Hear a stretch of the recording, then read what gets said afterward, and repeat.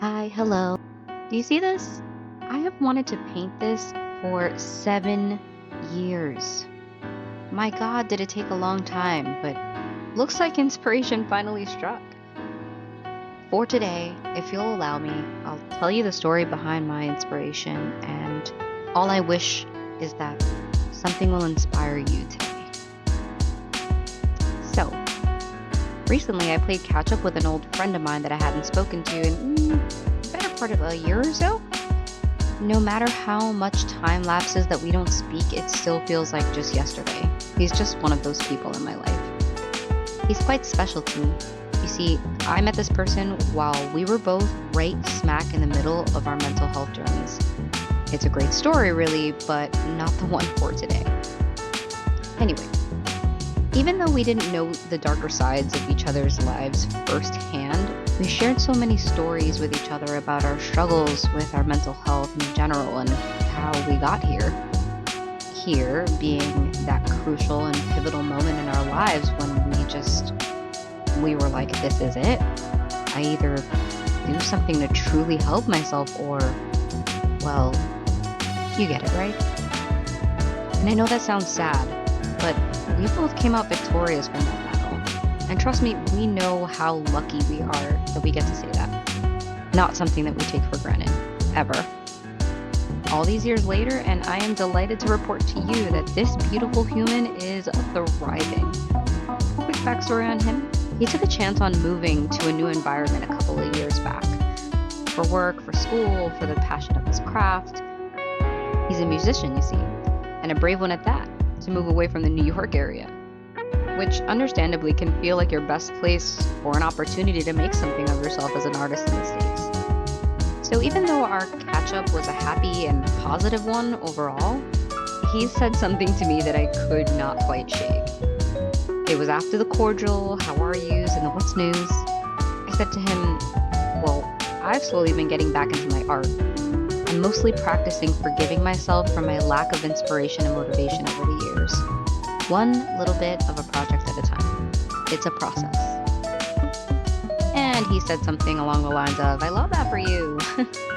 I myself have about 80 projects here and there that aren't finished. I keep telling myself the reason why is because of this, because of that, because I'm working on this, but overall that. Maybe that's an excuse. So I respectfully agreed and said that it did sound like an excuse. Take it from Madam President of Excuses herself. And I said, it happens though. Forgive yourself for it. Open yourself up, let something in, breathe it out, whatever that may be. Just do your wonderful art the justice of being heard. I promise the world will be a better place for it. And even if you aren't better for it right away, well, you and I both know that these things always have a way of coming around full circle, don't we?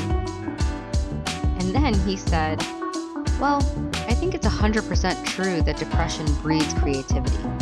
I've been so much less sad these last few years and thus less creative, I think. And that was it.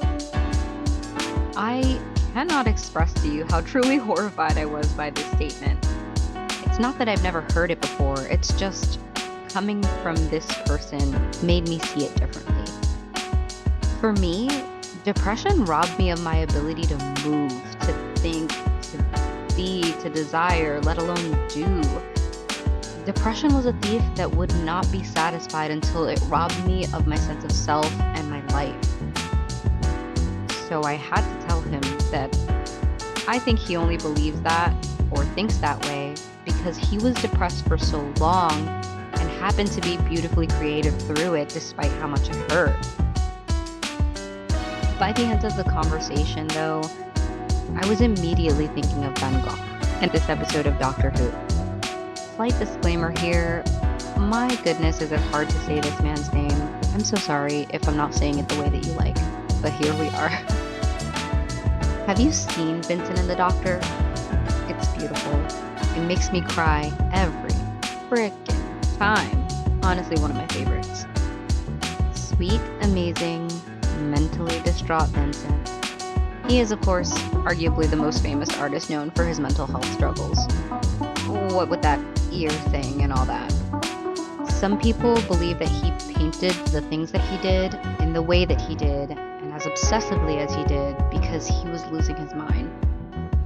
I find that assessment to be such a disservice. I believe he created amazing images despite his mental illness, not because of it. In 7 short years, he painted and never stopped painting so many truly beautiful pieces. In my opinion, it's because he saw the beauty in the mundane, the ordinary nature, and that translates. If you know anything about Van Gogh, you may know that at the start of his creative journey, he firmly believed that the right way to paint was to just copy what you saw. That resonates with me, but more on that later. His earlier works had dark, muted, sad colors that properly reflected the dark scenery before him. Whether or not that brought him joy, who can know? But I, for one, am glad that he's veered away from the stubborn thinking that he had from the beginning of his artistic journey. Those formative years of his less vivacious paintings, though, I don't know about you, but for me, it just brings such a deeper level of appreciation for the pieces of his that I most enjoy or resonate with. Vincent did have several peers at the time that encouraged him not just to paint the copy, but to paint from his imagination. Over time, and especially from the walls of the asylum he was confined to later in life, eventually this became a necessity. You can only paint the same view in so many different ways, so many different times. I'm so glad he veered away from that stubbornness. Veering away gave us Starry Night. He painted a sky alive. He painted what he imagined it would look like if he could see, and what it would feel like if he could touch it. A night in motion. I see Starry Night, and the more I stare, the more I feel it reaches all 5 of my senses. It's that visual, tangible journey in his work that's just delicious to me. No one is Van Gogh overnight. No one is anyone without putting in the work, the passion, and to me, more importantly, the self-forgiveness and willingness to be open, vulnerable, in order to be a vessel to let your art be set free. My dear Vincent, he literally paved the way for modern art as we know it as an expression of the artist's feelings and point of view, whether he intended to or not.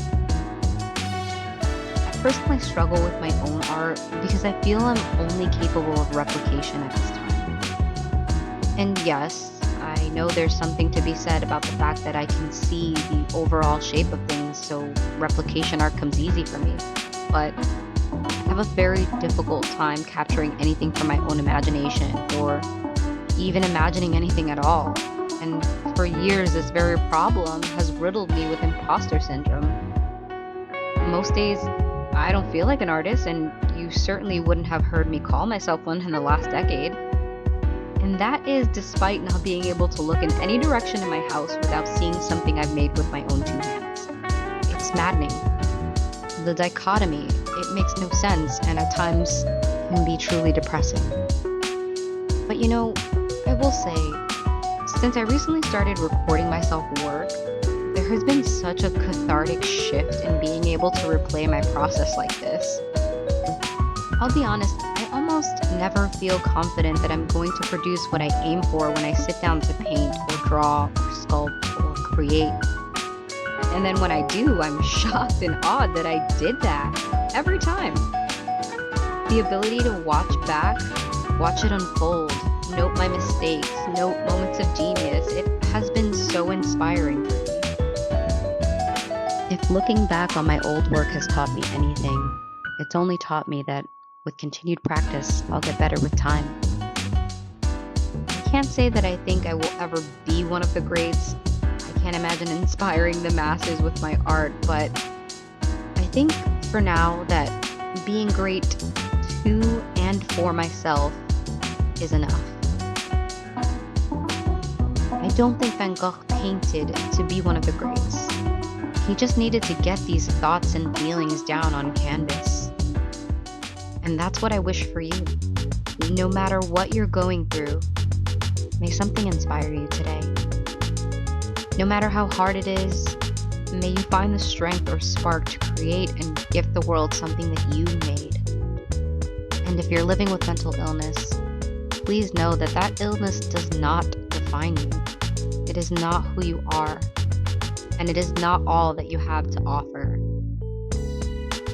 Create in spite of it, and don't give it any credit. The credit is all yours. Your beautiful mind, hands, voice, body, however you create art. May something inspire you today. A big part of my healing process has been me going back to complete projects that I previously abandoned, learning that finished is better than perfect, and they don't need to be perfect for me to love them. As for my friend, I hope I can change his mind. He doesn't need depression to be creative. His music is amazing. Don't you think?